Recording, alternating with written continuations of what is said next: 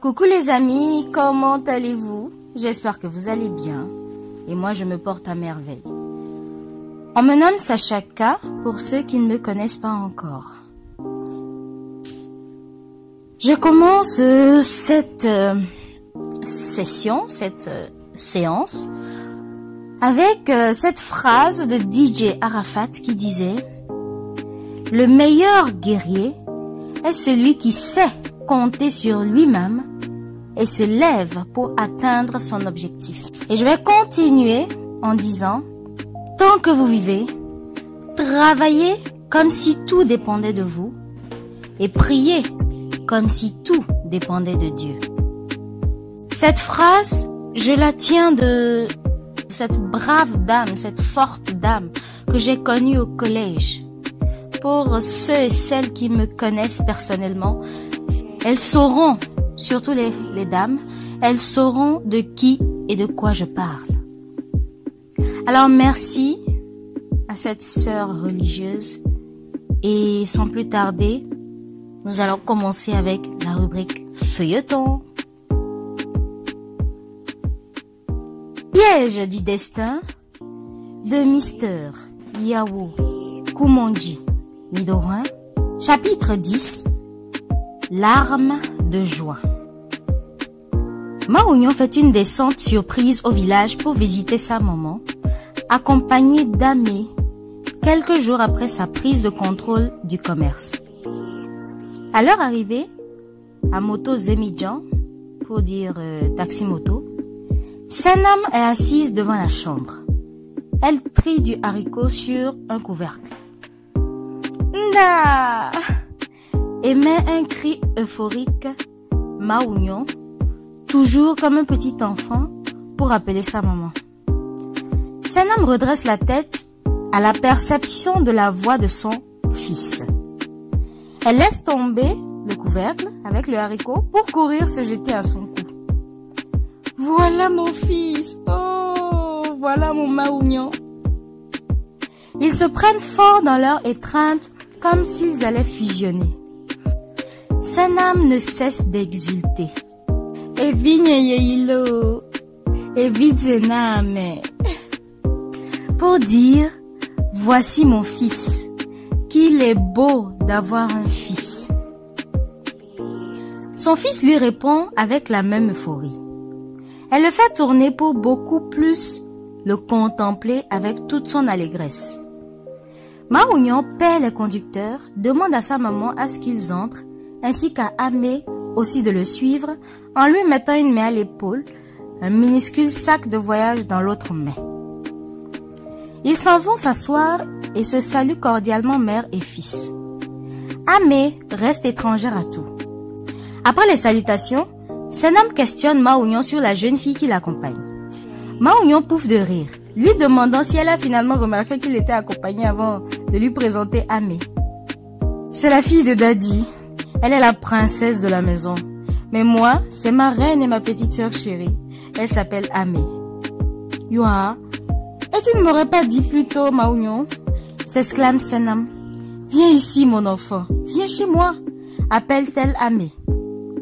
Amé se lève et va à elle. Elle la prend pour la mettre sur ses cuisses. Comment tu vas, ma fille? Je vais bien, maman. Sois à l'aise et détends-toi. Tu es chez toi avec ta seconde maman, d'accord? Merci, maman. Comment vont les autres, mon fils? En se retournant à Maounion. Tout le monde va bien et ils te saluent tous. Salutations reçues avec joie immense. Et Daddy? Daddy va très bien. Répond Amé à cette question, toujours assise sur les cuisses de Sanam. On dit merci donc à la vie. Je suis hyper heureuse de vous voir, mon fils. Mais dis-moi, quel bon vent t'emmène? Sans que tu ne m'aies même pas appelé pour prévenir, surtout accompagné, Maounion. Une surprise! C'est Amé qui voulait te connaître et ne cesse de nous agacer à la maison. Waouh! Amé, tu veux connaître la maman de ton mari? Et vous devenez en surprise? Se tourne ahuri Sanam vers Amé. Oui, maman. Daddy te connaît, mais moi non. Ce n'est pas du tout juste. Et il faut que je vienne te connaître aussi. Alors je les ai bien secoués à la maison. Voilà, tu es en face de moi déjà pour me connaître plus que Daddy même. Lève-toi, je vais danser pour toi. Elle se met à danser à Pessé sur une chanson qu'elle fredonne. Maouyon se met à rire et à taper les mains. Amé essaie de l'imiter pour danser aussi comme elle. Mère et enfant s'adonnent à cœur joie. Après qu'ils sont un peu calmes, Amé fait remarquer à son homme son haricot renversé et se met à ramasser les grains. La maman lui demande de laisser, qu'elle a jeté le plateau sans le savoir pour les avoir vus. Nda, tu as préparé quoi? Nous avons faim, demande Maouyon. Attendez, je vais vous préparer un bon plat. Vous allez aimer mes enfants. Faites vite l'eau, nous crevons la dalle. Tout de suite mon chéri. En attendant le repas, je vais aller saluer maman Akofa. J'ai appelé Akofa hier nuit et elle te salue. Aussi, elle m'a chargé une commission pour sa maman. Mais il faut mettre quelque chose dans le ventre et te reposer un peu d'abord, mon fils. Tu viens à peine d'arriver, mon amour. Je préfère y aller en même temps avant que la flemme ne me soumette. Ensuite, profiter à aller saluer papa et maman Semeya aussi. S'il te plaît, maman. Maman était justement ici ce matin et a demandé d'après toi. Elle sera ravie de te voir. Et comme tu insistes, vas-y revenir. Ne tarde pas, mon chéri. Je ne vais pas tarder, non. Pour dire, ma maman chérie. Amé, toi, tu m'attends et tu te reposes, compris? Je ne vais pas tarder. Dit-il à Amé.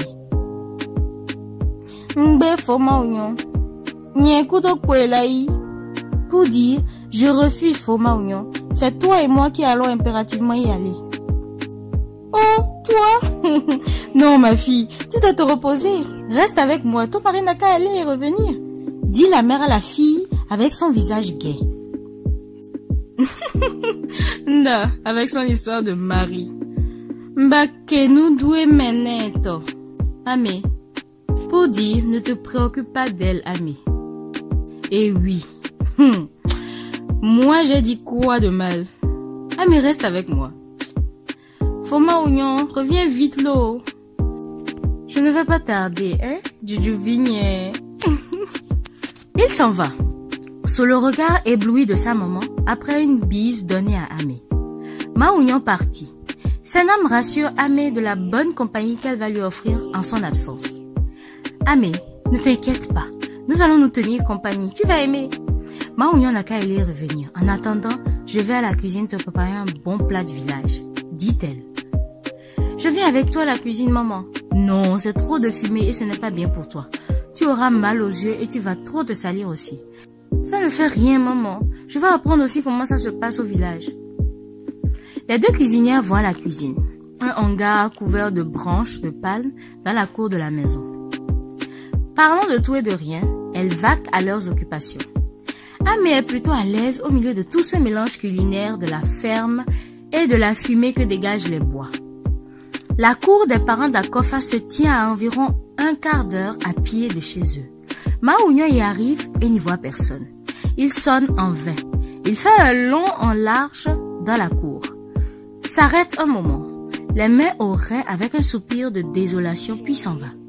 Sur son chemin de retour, il rencontre Anani, un ancien camarade de classe qui revient d'une sortie. La joie des retrouvailles prend sa place. Hé!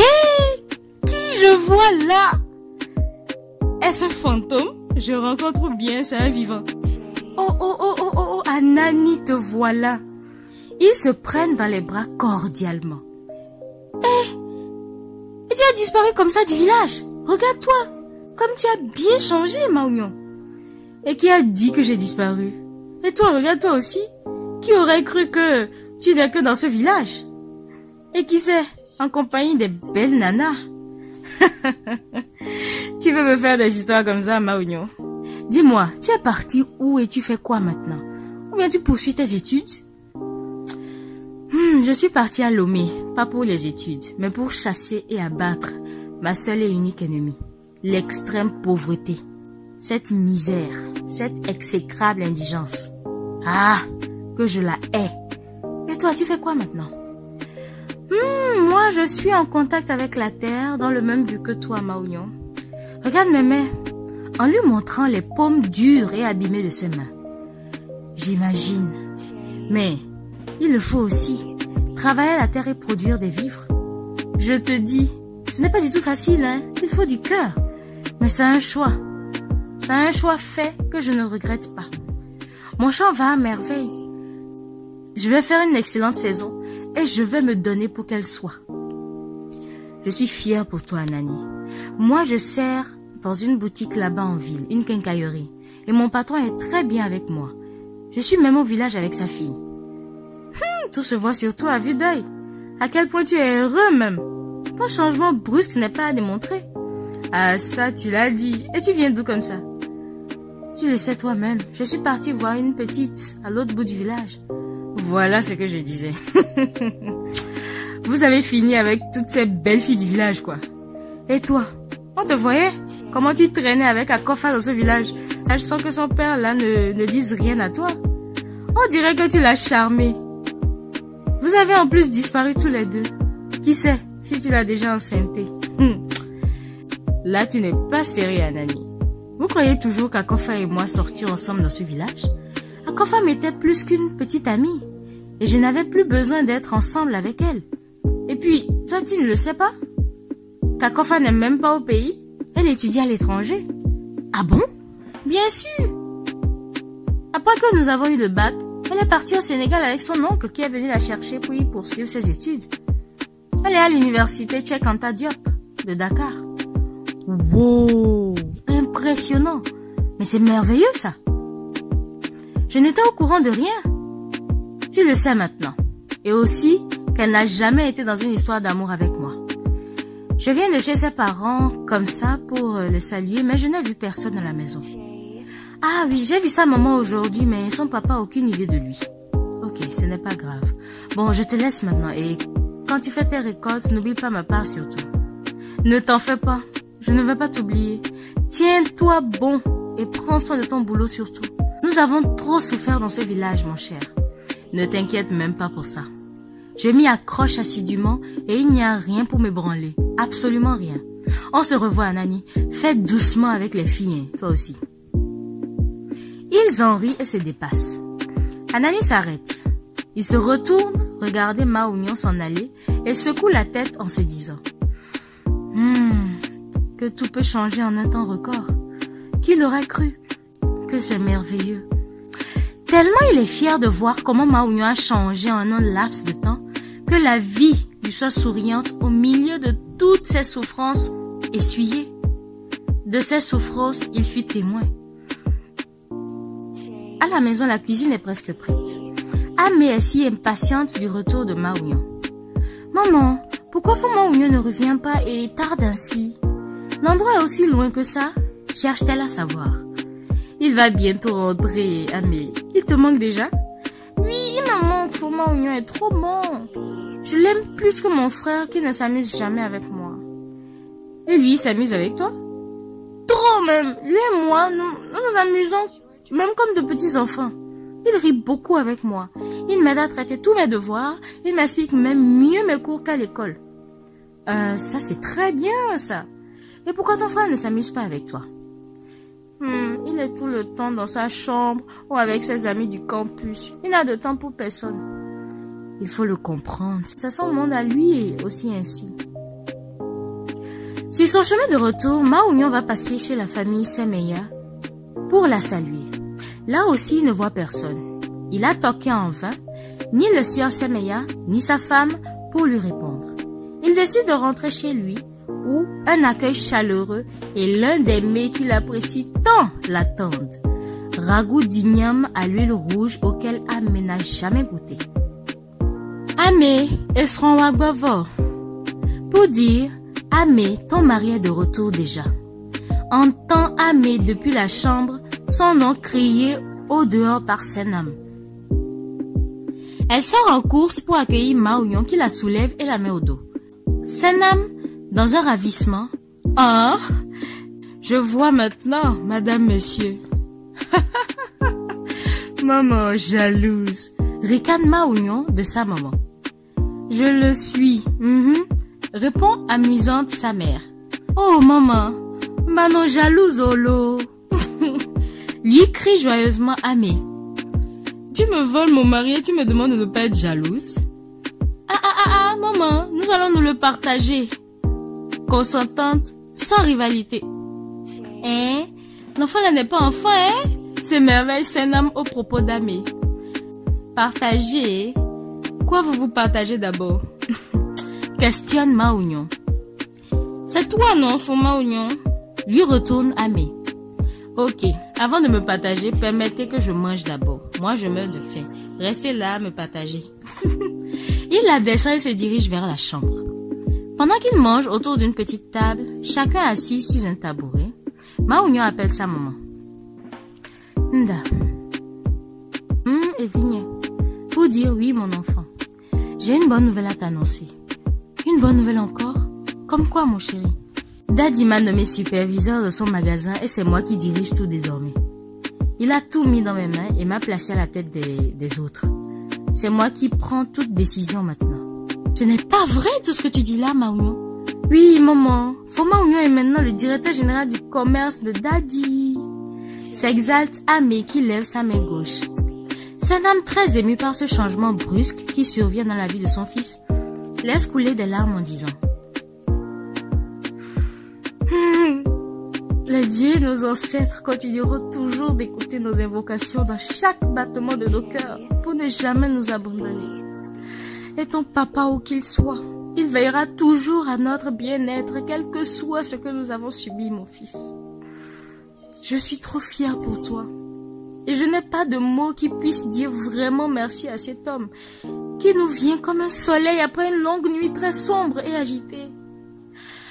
Puisse Dieu continuer de bénir les œuvres de ses mains au jour le jour. Maounion et Amé lui répondent à la fière maman, en chœur. Amé enchaîne en lui demandant, « Pourquoi tu pleures, maman? » « Tu ne peux pas comprendre, ma fille. » Lui répond-elle. « Mes larmes sont celles de joie et de soulagement. » Nda, nous avons coulé des larmes dans les douleurs et humiliations. Maintenant, laissons-les et sourions pour manifester la joie, s'il te plaît. Oui, maman, Maounion a raison, cesse de pleurer, s'il te plaît. Sanam essuie ses larmes par un bout de son panier. Compris, mes enfants. C'est fini maintenant. Je veux que tu viennes avec moi désormais en ville quand je vais trouver une maison à louer, afin que tu quittes un peu le village. Je gagnais déjà assez. Et là, Daddy vient d'augmenter mon salaire. Je peux donc t'offrir le minimum de vie que tu mérites, mieux que ce que tu as vécu jusqu'ici, Nda. Fais savoir à Maounion ses intentions à sa maman. Pourquoi maman ne vient pas avec nous à la maison? Demande Amé. Daddy ne va pas refuser, affirme-t-elle. Non, Amé. Daddy fait trop déjà pour moi et je ne veux pas abuser de sa bonté envers moi. Je suis un homme. Avec ce que je gagne en travaillant pour lui, je peux et je veux m'occuper de ma maman personnellement. S'y oppose Maounion. Non, mon chéri, reprends Sanam. Je préfère rester ici au village et toi, tu économises pour demain. Je me plais beaucoup mieux ici et ne voudrais pas retourner à Lomé pour ressasser de mauvais souvenirs. Non, Nonnier, j'ai besoin de toi près de moi. Moi aussi, j'ai besoin de toi près de moi, plus que tu ne puisses le penser. Mais nous devons faire ce qui est juste et mieux pour toi et pour ton avenir, que tu te dois de bâtir, Maounion. Par contre, je viendrai de temps en temps te visiter. Maounion pousse un petit soupir de tristesse au reflet de sa maman.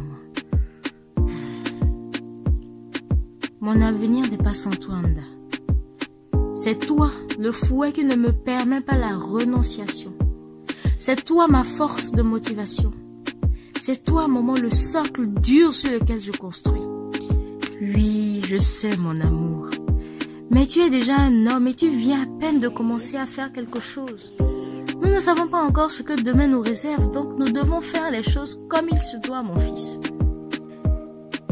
Si tu persistes, je ne vais pas te forcer la main. Mais moi, cela ne me plaît pas. Oui, moi aussi, j'aurais aimé que maman soit plus près de nous. Comme cela, je viendrai manger des plats comme ceux-ci chez elle. Mais si maman vient en ville, Toi aussi, tu vas quitter la maison, Foma Oignon. Avec qui je vais m'amuser? Et qui m'expliquera encore mes cours comme toi? Non, Amé, je ne te quitterai pas. Même si maman venait avec nous en ville, je serai avec toi comme toujours. Rassure-toi. Tu vois comme cet enfant t'aime. Fais observer Senam à son fils. Tu as une famille maintenant en ville, qui prend bien soin de toi. Et Amé qui a besoin de toi plus que son propre frère. Je reste ici et vous viendrez me visiter. C'est bon comme ça. D'accord, mais promets que toi aussi, tu ne te sentiras pas seul ici. Je te promets, mon fils, je te le promets. Tu es typiquement ton père, très attentionné, mon chéri. Et toi, tu es la meilleure maman que je n'aurais jamais eue si je ne t'avais pas. Senam fixe des yeux de satisfaction et d'espoir à son fils, puis pousse un soupir profond. Ainsi, le silence revient et il se concentre sur le manger. Ma Oignon, après un repos, amène Amé dans son collège pour s'y promener un peu. Arrivé dans l'enceinte de l'établissement, tout en traînant les pas, il lui dit « Tu vois cet arbre là-bas, Amé? C'est là que je passais souvent mes récréations avec Akofa. C'est qui même Akofa, Foma Oignon? C'est la seule amie de tout le village. Elle m'est plus qu'une sœur et moi je suis son unique amie aussi. C'est moi seule ses parents toléraient en sa compagnie. Et elle est ta fiancée? Viens ici toi. » Il la tire vers soi et la frappe sur les fesses avec un bâton qu'il tient. Où tu t'en vas ramasser ça toi? J'ai juste demandé comme ça, non? Nous nous aimons, comme toi et moi on s'aime aussi. Elle n'est pas ma fiancée. Nous sommes frères et sœurs. Je veux que toi et moi soyons ici. Mais moi, je t'aime plus. Moi aussi, je t'aime fort, fort, fort comme ça, Amé. Et Akofa est où actuellement? Elle poursuit ses études à Dakar chez son oncle. Nous avons eu le bac ensemble, puis son oncle est venu la chercher pour l'amener à l'extérieur. C'est après son départ que moi aussi j'ai quitté le village le lendemain pour la ville. Viens, je t'emmène dans notre classe. Il emmène Amé dans leur classe de 3e. Voilà, c'est notre classe de 3e. Voilà ma place avec une fille, en lui montrant une table banc. Et voilà la place d'Akofa, aussi avec un garçon. Nous étions une fille et un garçon par banc. Ils s'amusent bien par la suite en se courant après dans la cour de l'école avant de penser à retourner à la maison. Bon, rentrons maintenant nous reposer. Demain, nous devons partir très tôt pour que tu révises tes cours avant les classes lundi. Dis Ma Oignon. Un jour, tu vas finir par nous quitter et moi je serai triste. Ou quand ton ancienne amie Akofa sera là, tu ne seras plus avec moi comme avant. Oh non, arrête ça, Amé. Aujourd'hui, tu es avec moi et nous serons toujours amis, toi et moi. Ne me dis pas que tu es jalouse d'Akofa que tu ne connais même pas. C'est que je t'aime énormément et je ne veux pas que tu m'abandonnes un jour, Foma Oignon. Voyons, Amé, ne pense pas à ces choses-là. Tu vois, Akofa est déjà femme. Peut-être elle se mariera là-bas avant de rentrer un jour. Ou si elle revient, elle fera sa vie ici avec son mari si elle se marie. Donc je ne pourrai plus être avec elle comme avant. Mais toi, tu seras toujours la même. Si moi aussi, je me marie parce que tu es ma sœur. Maintenant, pour penser femme, il me faut encore du temps et beaucoup même. Tu vois que tu as toujours de l'avantage partout, non? Et toi, tu seras toujours ce que tu m'es, Foma Oignon. Je t'aime tellement. Affirme-t-elle et le prend dans ses bras pour le serrer fort. Moi aussi, je t'aime tellement, tellement, ma joujouvi. Lui dit Ma Oignon en lui caressant les joues avec ses deux mains.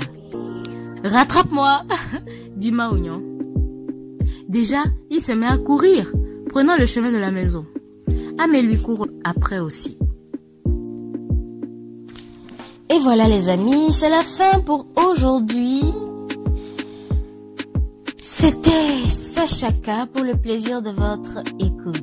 Allez, on se retrouve demain pour la suite de notre feuilleton. Ciao, ciao!